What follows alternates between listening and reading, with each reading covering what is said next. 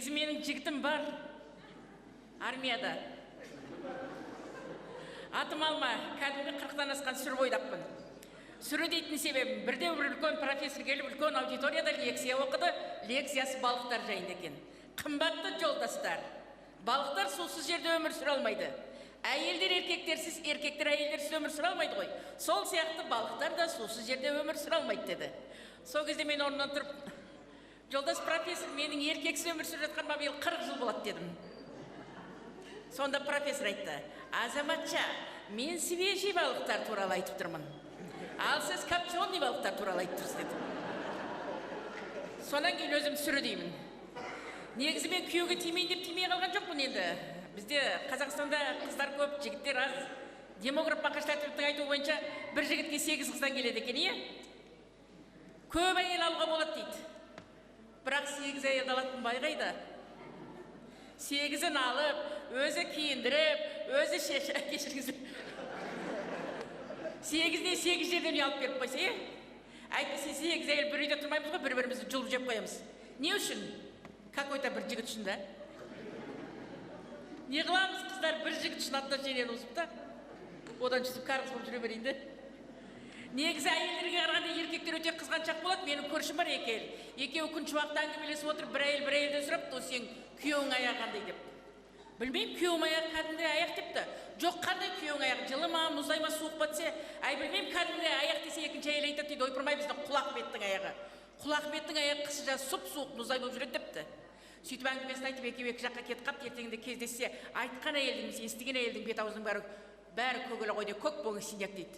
Не болды десе, бәрі сенің кесірің, сенің кешегі әңгімеңнің кесірі деп айтады дейді.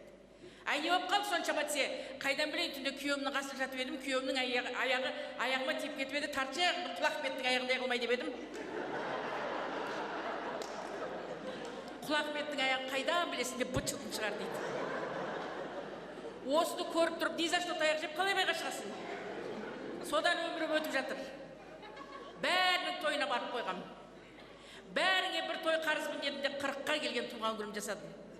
Туған күніме өлгені бар, тірісі бар апаларымның бәрін шақырдым. Дастарханның ең төріне халық қаһарманы Роза Тәжібайқызы Бағланованы отырғызып қойдым да, аппақ апама бірінші тос бердім. Сонда апам сөйледі: отаным, от кеш десе, от кештім. Қан кеш десе, қан кештім. Отаным үшін отқа да, суға да түстім. 1941-45 жылдары соғыс даласына барып, танкінің үстіне шығып, ақ көйлегімнің етегі желбіреп тұрған айтқанымда, талаяқтың офицерлері қолға түсіп қалды. Мен Сталин көкемнің тізесінде отырыптан айтқам: айналайын ақ патшам, ақ патшам аман болсын. Ақ патшамның арқасында Алмашу сен де, мен де еркелеп жүре берейік деп, 89-ға келген апам қасында отырған 20 жасар жігітке: ағай, алып қойыңыз деп қояды. Содан апалардың апасы Сабирамай қанмаға тосып бердім. Ол кісі үлкен болғандықтан ол кісіге бас беріп қойғам. Бас бұшып отырып, менің көңілімді көтерейін дедім, маған орысшалап тос айтты: когда мы были молодою, жили прекрасною. Вот это называется басу. А вы любите? Мию деп ішіне миын алып беріп: әй Алма, мына милжеді ақыл болып жүре бер. Ақымақ жігіттерді қайтесің ей деп көңілімді бір көтеріп қойды.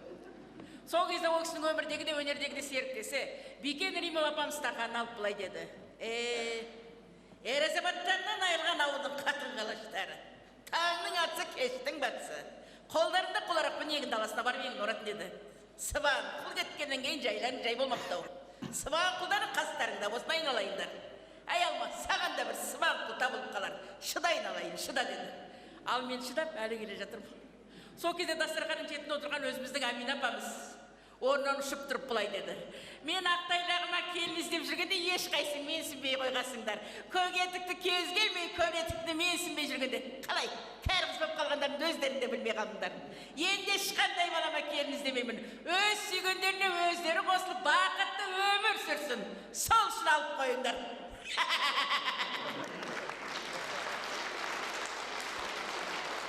Олармен бірге мен де алып қойдым. Мен де алып қойдым да кәрі қыз ән бастадым. Әнді айтып жылап жатып ұйықтап қаппын. Таңертең оянсам, қасымның аузымнан түсіп, маған күлімдеп қарап, армандауға болмай ма, тағы да ешкім жоқ, өзім ұйықтап жатыр екен.